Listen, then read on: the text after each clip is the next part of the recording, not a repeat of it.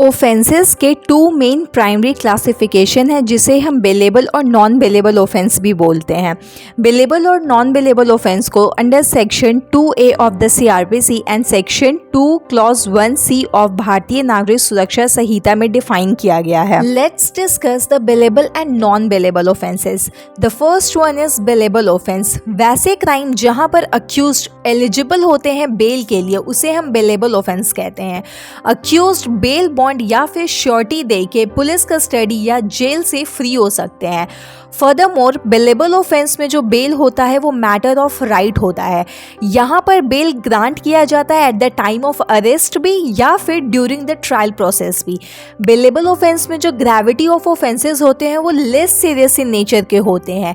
यहाँ पर police arrest करती है without warrant. Generally bailable offence की जो पनिशमेंट होती है वो 3 साल या फिर उससे बिलो होती है, बट इसमें कुछ एक्सेप्शनल भी होते हैं जैसे किडनैपिंग। किडनैपिंग एक बेलेबल ऑफेंस है बट इसके जो पनिशमेंट होती है वो 7 ईयर की इम्प्रीजमेंट होती है और विद फाइन होती है।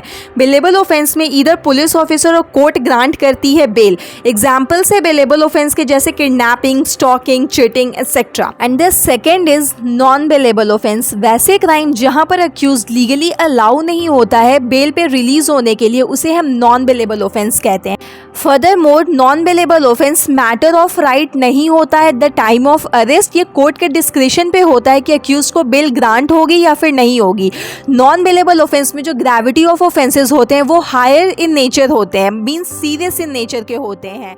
जनरली नॉन बेलेबल ऑफेंस की जो पनिशमेंट होती है वो मोर देन 3 ईयर्स और 7 ईयर की होती है। नॉन बेलेबल ऑफेंस में कोर्ट ग्रांट करती है अक्यूज्ड को bail. Let's see some example of non bailable offence like criminal breach of trust, snatching, rape, murder etcetera. Thank you for watching. Please like, share and subscribe.